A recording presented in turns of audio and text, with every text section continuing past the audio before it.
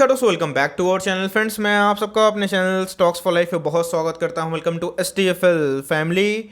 DFL members, बात की जाए एक बहुत बड़ी ब्रेकिंग न्यूज़ निकल के आ रही है। जी हां दोस्तों, रिलायंस की बात की जाए, सर्च इंजन जस्ट डायल में अच्छा खासा जो मेजोरिटी ऑफ द स्टेक है उसको एक्वायर कर लिया है। जी हां दोस्तों, फाइनली जो स्पेकुलेशन थी अब जो है ऑफिशियल कंफर्मेशन आ चुकी है।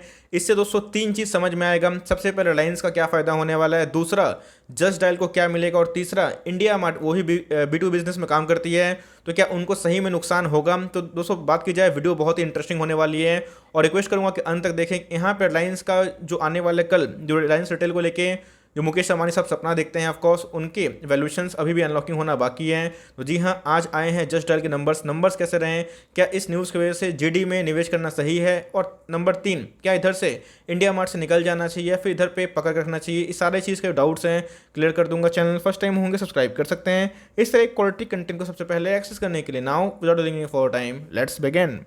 फाइनली जो न्यूज़ है वो हमें कंफर्मेशन होते हुए देखने को मिल रही है। जी हाँ दोस्तों, BSE को जस्ट डायल ने इन्फॉर्मेशन दे दी है। सबसे पहले उन्होंने अपने जो Q1 के नंबर्स पोस्ट किए हैं, मैं नंबर्स भी दिखाऊंगा, लेकिन अगर आप देखें जो अभी तक का जो सबसे बड़ी ब्रेकिंग न्यूज़ है, Reliance Retail to acquire majority stake for 66.95% in Just Dial. तो जी हाँ दोस्तों, आपको पता है जस्ट डायल एक सर्च इंजन है और उनको एक्विजिशन करने के बाद, मतलब इनके एक्विजिशन करने के बाद उनको स्टैंडर्ड मिलेगा, डेटास मिलेंगे, अपने जो ई-कॉमर्स प्लेटफॉर्म है उनको मजबूत करने में इनको बहुत बेनिफिट होगा। और रिलायंस जहाँ पे छोटी कंपनी में पोटेंशियल दिखाई पड़ता है उसको एक्वायर करते चल रही है, चाहे वो जियो के फेवर में हो या फिर रिटेल के फेवर में हो। तो जी हाँ दोस्तों, ये बहुत ही इंपॉर्टेंट स्टेक होने वाला है और आने वाले कल में रिलायंस को इससे ज़रूर बेनिफिट मिल सकती है।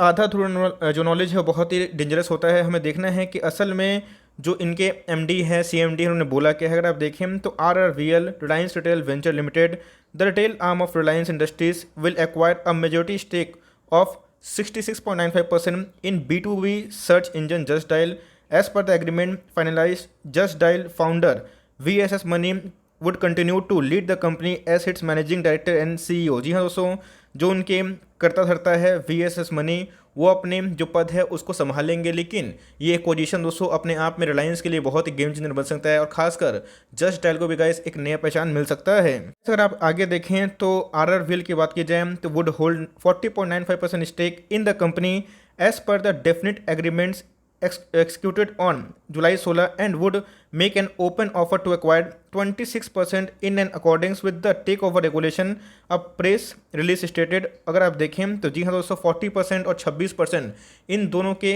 तहत ही ये पूरा एक्विजिशन पूरा होगा और इसी के बीच में अगर आप देखें तो पूरे शेयर्स अलॉट किए जाएंगे। बस ये जो RRVL का इतना बड़ा जो एक्विजिशन है, इससे फ़ायदा क्या होने वाला है, अगर आप देखें इससे जेडी को क्या मिलने वाला है। जेडी की बात की जाए, the capital infused by RRVL will help drive the growth and expansion of Just Dial into a comprehensive local listing and commerce platform. Just Dial would expand discovery on its platform and enhance transaction for millions of products and services। तो जी हाँ दोस्तों, इससे just dial को platform मिल सकता है और जो पहचान है रिलायंस के, आपको पता है कि नीचे अगर कोई भी कंपनी रहती है उसकी एक अलग ही ब्रांड लॉयल्टी हो जाती है, जिसकी वजह से यहाँ पे जेडी को बहुत बेनिफिट होने वाला है। बात की जाए ईशा अंबानी की, तो अगर आप देखें तो उनके अकॉर्डिंग जो चेयरमैन हमें देखने को मिलती है, डायरेक्टर देखने को मिलती है कहाँ की, RRVL की, तो underlines our commitment to new commerce by further boosting the digital ecosystem for millions of our partner merchants, micro and small medium enterprises. तो जी हाँ दोस्तों, जैसे बताया कि बायर्स और सेलर्स की बात की जाए, एक B2B बिजनेस और एक B2C business, business to business और बिजनेस टू कंज्यूमर, ये दोस्तों जो दो फंडा है, तो अपने आप में ही इधर पे B2C बिजनेस को ये बहुत एक्सपैंड कर सकते हैं और जिसके अकॉर्डिंग इनको डेटा बहुत मिलेंगे और जहां दोस्तों रिलायंस रिटेल अपने ई-कॉमर्स प्लेटफॉर्म में बहुत ज़्यादा काम कर सकती है। बस ये तो हो गई न्यूज़ की बात कि चलो भाई रिलायंस ने इसको एक्वायर करने का फैसला फाइनली कर लिया, लेकिन यहाँ पे जैसे बताया कि तीन चीज़ है रिलायंस को क्या फ़ायदा होगा। मैं बताया कि रिलायंस जितना एक्वाइजिशन करेगा उनको लॉन्ग टर्म में रिटेल को बहुत ही बेनिफिट मिलेगा और रिलायंस एक समूह है बिजनेस का, उसके मैं ऊपर आऊँगा। लेकिन दूसरा, क्या इधर पे जेडी पे निवेश करना सही है या फिर नहीं है। कोई भी बड़े प्लेयर अगर एक्वायर करते हैं तो क्या एकदम आंख बंद निवेश करना चाहिए? नहीं दोस्तों, गलत स्ट्रैटेजी। देखना है कंपनी के फंडामेंटल्स कैसे हैं, कंपनी के सेल्स कैसे। अगर आप देखें 30 जून 2020 का डेटा है, 30 जून 2021 का डेटा है, आप देख सकते हैं कि सब फिगर रुपीज़ इन लैक्स हैं। तो इनके जो इनकम है Q1 के 23,000 से कितने हो चुके हैं 18,820, मतलब इनके इनकम में डिक्लाइन देखने को मिल रहा है। क्वार्टर की बात की जाए तो उसमें डिक्लाइन है। 19,000 कितने हो चुके हैं 18,000 के आसपास। बस इनके इनकम ऑफ कोर्स कम हुए बिकॉज वो पता है कि इंडिया मार्ट भी इसलिए गिरा था बिकॉज Q1 के लॉकडाउन के दौरान वो पता है कि Q1 में बहुत जगह पर जनरल लॉकडाउन था जहाँ पे छोटे स्मॉल हो गए, माइक्रो हो गए, वो बिजनेस को ऐड नहीं कर पाए थे और इसका झटका इंडिया मार्ट को भी और जीडी को लगने की संभावना थी और कंपनी ने बताया भी है। लेकिन इनके जो खर्चे हैं वही बढ़ते हुए दिखाई पड़ रहे हैं। 13,000 से कितने हो चुके हैं 19,000 रुपीज़ इन लैक्स, और क्वार्टर की बात की जाए वही 15,000 से कितने हो चुके हैं 19,000 के आसपास। तो एट लास्ट में कंपनी ने कितना प्रॉफिट जनरेट किया, कितना लॉस जनरेट किया, तो आप देख सकते हैं गाइस ये net profit for the period है। कंपनी के जो प्रॉफिट थे 8,332 रुपीज़ इन लैक्स से कितने हो चुके हैं नेगेटिव में आ चुके हैं, जो क्वार्टर भी नेगेटिव है। क्वार्टर की बात की जाए तो 3,357 करोड़ था, अभी कितने हो चुके हैं नेगेटिव में आ चुका है। ब्रैकेट का मतलब वही है, और जिसकी वजह से इनके ईपीएस में भी गाइस अच्छा खासा फॉल हुआ है। जो पहले इनके ईपीएस 12 के आसपास थे अभी नेगेटिव हो चुके हैं। क्वार्टर की बात की जाए तो ये भी नेगेटिव देखने को मिल रहे हैं। यहाँ पे हमने नंबर्स जो पढ़े, नंबर्स जो देखें, इसमें एक चीज़ समझ में आया, इंडिया मार्ट जो कंपनी है वो अपने आप में शानदार है। मैं इंडिया मार्ट की इसलिए बारे में डिस्कस कर रहा हूँ क्योंकि आपको पता है B2B बिजनेस में सबसे बड़ी जो मार्केट लीडर कंपनी है इंडिया मार्ट ही है। अच्छा खासा FIS का स्टेक है, डेट फ्री कंपनी है, लेकिन उनके नंबर्स इतने ख़राब नहीं थे। चाहे वो Q1Q तो ख़राब थे लेकिन ईयर ऑन ईयर मैसिव थे, जिसकी वजह से प्राइस डिक्लाइन हुआ है। लेकिन दोस्तों वो मुझे रिकवर भी होते हुए देखने को मिल रहा है। लेकिन इधर पे अगर आप देखें तो दोस्तों ये कंपनी के जो प्रॉफिट हैं वो लॉस में आ चुके हैं, और कंपनी ने बताया भी है कि जिस हिसाब से ऑपरेशनल्स कंपनी के इम्पैक्ट हुए due to shutdown of offices on account of lockdown impose some, जिसके वजह से इनको डेंट देखने को मिल रहा है। तो जी हाँ, आप सेम चीज़ दोस्तों इंडिया मार्ट में भी एज्यूम कर सकते हैं, लेकिन जैसे मैंने बताया था Q2 से Q3 से चीज़ें ठीक होते हुए देखने को मिलेगी। अब जो इसका इम्पैक्ट है रिलायंस, जेडी और इंडिया मार्ट, ये तीनों क्या देखने को मिलेगा। जी हाँ दोस्तों, अब उसको एक बहुत थोड़ा चेक कर लेते हैं। जितना भी इक्वेशन होता है रिलायंस के लिए बहुत ही बेनिफिशियरी हो सकता है। रिलायंस हमेशा कोशिश कर रही है कि अपने ग्राउंड को मजबूत करे। जी हाँ दोस्तों, रिलायंस भी हमारा पोर्टफोलियो का स्टॉक पता है, और जहाँ पे जियो की बात आती है, जहाँ पे एयरटेल की बात आती है, रिलायंस बहुत ही एग्रेसिव हो जाता है। आज के दिन की बात की जाए हमें 1.5% की तेजी देखने को मिल रही है। टाइम चार्ट की बात की जाए तो रिलायंस का आने वाला 20 साल दोस्तों बहुत ही मैं बोलूँगा कि फेवरेबल हो सकता है, और जियो और एयरटेल रिलायंस के लिए गेम चेंजर बन सकता है। बहुत सारे सोर्सेस के मानी जाए तो जी हाँ दोस्तों, हमें O2C बिजनेस या फिर एयरटेल दोनों में से कोई एक बिजनेस का जल्दी ही दोस्तों लिस्टिंग देखने को मिल सकती है IPO के माध्यम से। तो ये न्यूज़ के ऊपर होती है। तो फॉर लॉन्ग टर्म रिलायंस बहुत ही शानदार कंपनी है, आप जरूर इसको होल्ड एंड कंटिन्यू कर सकते हैं। CMP में चाहे तो बाई कर सकते हैं। फॉर लॉन्ग टर्म कंपनी बहुत ही शानदार है। अगला क्वेश्चन यहाँ पे गाइस इधर पे ये है कि जेडी जस्ट डायल को इधर पे करना क्या है। दोस्तों न्यूज़ तो काफ़ी अच्छी है, एक्विजिशन हो जाना, और उनके जो पुरानी VSS मनी जो है वो अपना जो पद है वो संभालेंगे, वो रिज़ाइन नहीं करेंगे। तो ये भी बहुत ही पॉजिटिव न्यूज़ है, और रिलायंस के आने से इनको इम्पैक्ट होगा।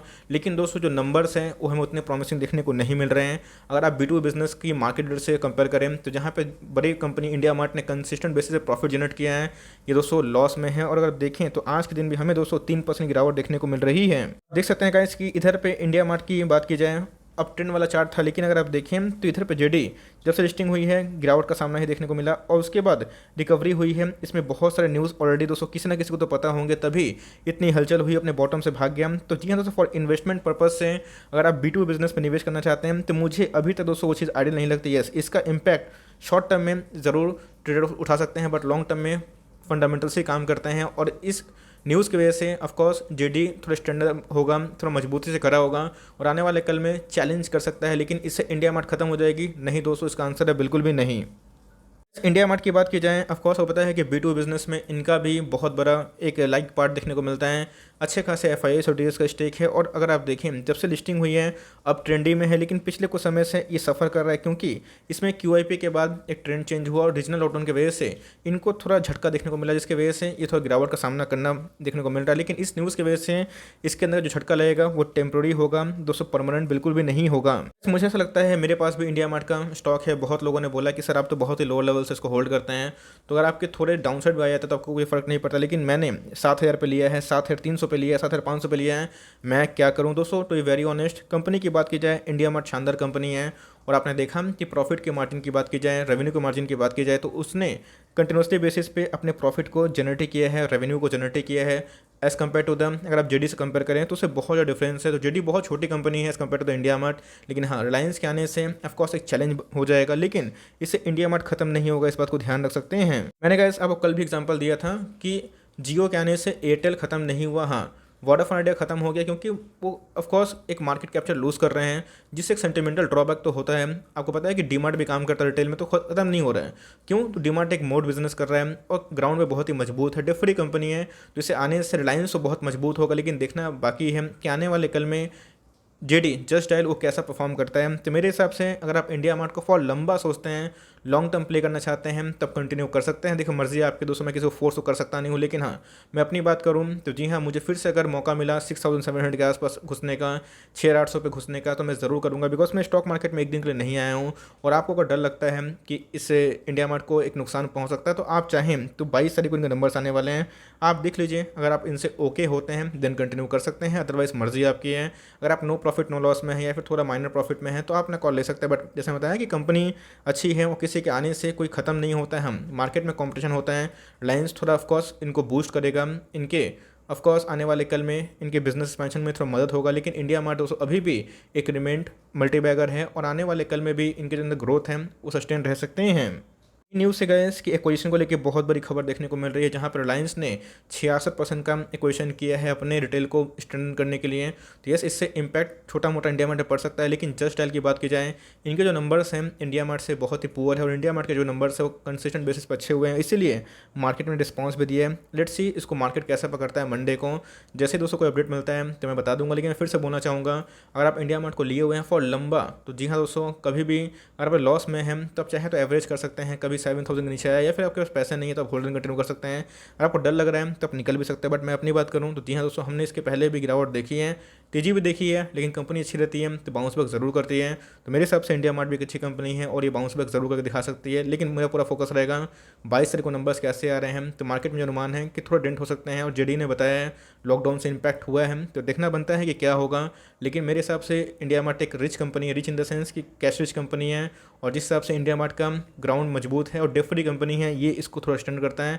आप चाहे तो अपना कॉल ले सकते हैं। मैं अपनी बात करूं तो मैं गाइस रिलायंस में भी कंटिन्यू करूंगा, और इंडिया मार्ट में कंटिन्यू करूंगा। छोटी सी अपडेट थी, आई होप मेरे एफर्ट आपको अच्छा लगा। वीडियो चले तो लाइक कर दिएगा, चैनल फर्स्ट टाइम होंगे तो याद से सब्सक्राइब करना भूलिएगा।